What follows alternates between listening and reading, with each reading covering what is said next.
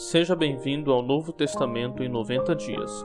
Leitura de hoje, Atos 23 e 24. Capítulo 23. Fitando Paulo os olhos no sinédrio, disse: Varões e irmãos, tenho andado diante de Deus com toda a boa consciência até ao dia de hoje. Mas o sumo sacerdote, Ananias, mandou aos que estavam perto dele que lhe batessem na boca.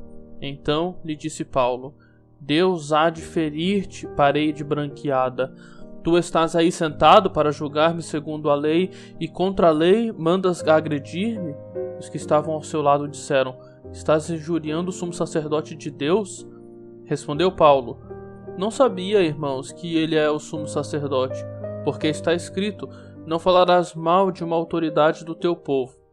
Sabendo Paulo que uma parte do sinédrio se compunha de saduceus e outra de fariseus, exclamou: Varões, irmãos, eu sou fariseu, filho de fariseus.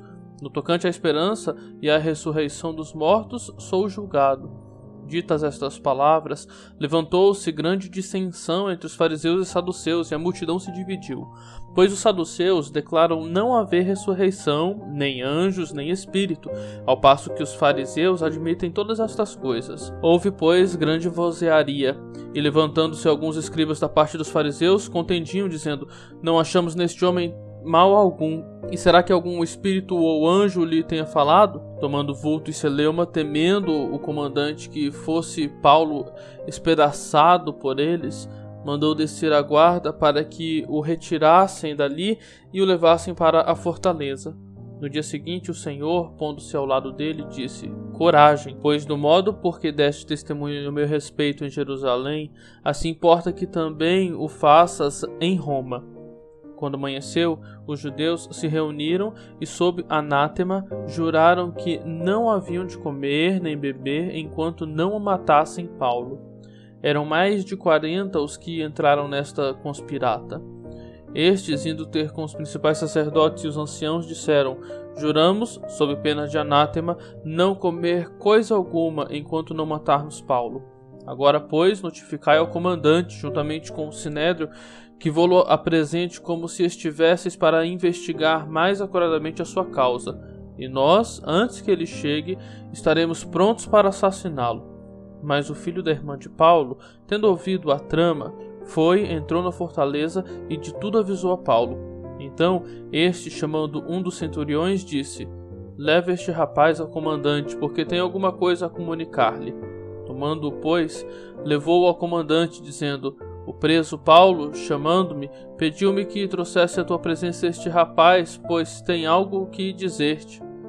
Tomou-o pela mão o comandante e, pondo-se à parte, perguntou-lhe: Que tens a comunicar-me? Respondeu ele: Os judeus decidiram rogar-te que amanhã apresentes Paulo ao sinédrio, como se houvesse de inquirir mais acuradamente a seu respeito. Tu, pois, não te deixes persuadir, porque mais de 40 entre eles estão pactuados entre si, sob anátema, de não comer nem beber, enquanto não o matarem, e agora estão prontos esperando a tua promessa.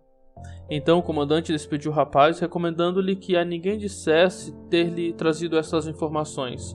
Chamando 2 centuriões, ordenou: Tende de prontidão, desde a hora 3ª da noite, 200 soldados, 70 de cavalaria e 200 lanceiros para irem até Cesareia.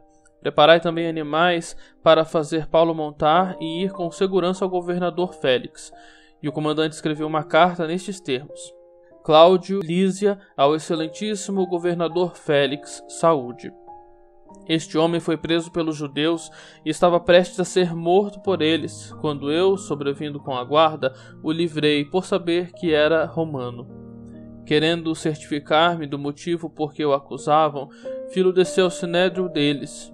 Verifiquei ser ele acusado de coisas referentes à lei que os rege, nada, porém, que justificasse morte ou mesmo prisão. Sendo eu informado de que ia haver uma cilada contra o homem, tratei de enviá-lo a ti, sem demora, intimando também os acusadores a irem dizer na tua presença o que há contra ele. Saúde. Os soldados, pois, conforme lhes foi ordenado, tomaram Paulo e durante a noite o conduziram até Antipátride. No dia seguinte, voltaram para a fortaleza, tendo deixado aos de cavalaria o irem com ele, os quais, chegando a Cesareia, entregaram a carta ao governador e também lhe apresentaram Paulo. Lida a carta, perguntou ao governador de que província ele era, e, quando soube que era da Cilícia, disse: Ouvir-te-ei quando chegarem os teus acusadores.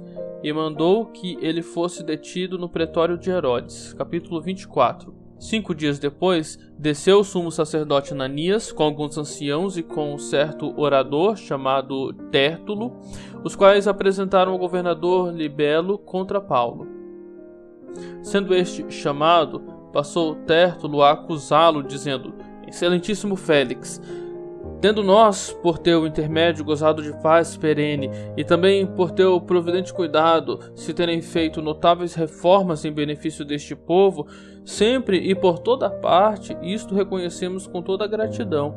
Entretanto, para não te deter por longo tempo, rogo-te que, de conformidade com a tua clemência, nos atendas por um pouco. Porque, tendo nós verificado que este homem é uma peste e promove sedições entre os judeus esparsos por todo o mundo, sendo também o principal agitador da seita dos nazarenos, o qual também tentou profanar o templo, nós o prendemos com o intuito de julgá-lo segundo a nossa lei. Mas, sobrevindo o comandante Lísias, o arrebatou de nossas mãos com grande violência, ordenando que os seus acusadores viessem à tua presença.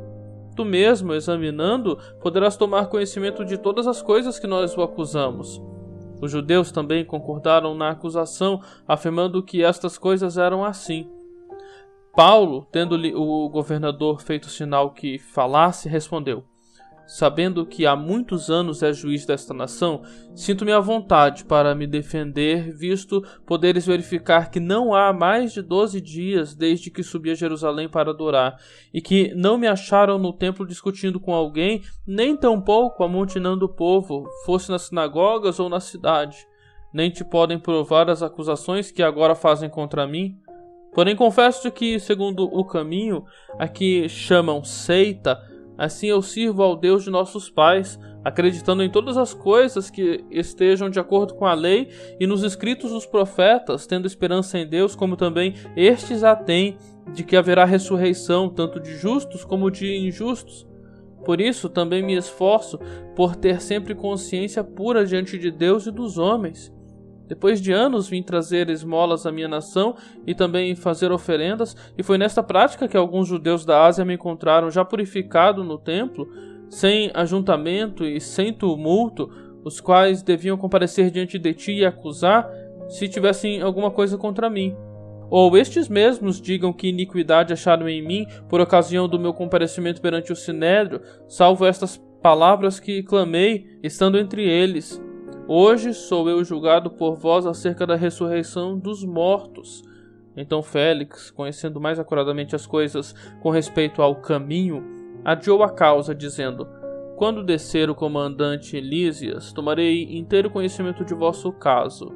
E mandou ao centurião que conservasse a Paulo detido, tratando-o com indulgência e não impedindo que os seus próprios o servissem. Passados alguns dias, vindo Félix com Drusila, sua mulher, que era judia, mandou chamar Paulo e passou a ouvi-lo a respeito da fé em Cristo Jesus. Dissertando ele acerca da justiça, do domínio próprio e do juízo vindouro, ficou Félix amedrontado e disse: Por agora podes retirar-te, e quando eu tiver vagar, chamar-te-ei. Esperando também ao mesmo tempo que Paulo lhe desse dinheiro, pelo que, chamando mais frequentemente, conversava com ele. 2 anos mais tarde, Félix teve por sucessor Pórcio Festo, e querendo Félix assegurar o apoio dos judeus, manteve Paulo encarcerado. Tenham todos um ótimo dia.